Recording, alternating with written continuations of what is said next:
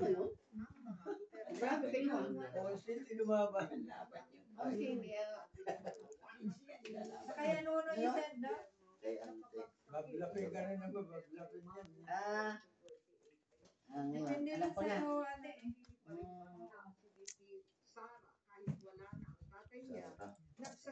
Si Achara.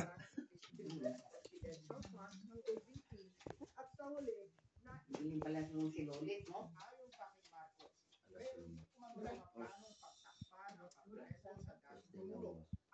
Mamaya mag-alasan tayo.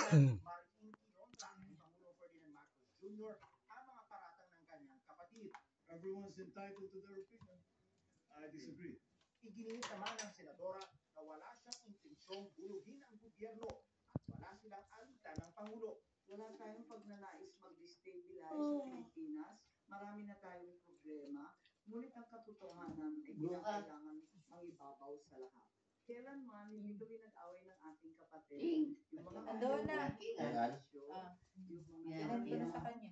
mga lulong, ayun, sila po ang ating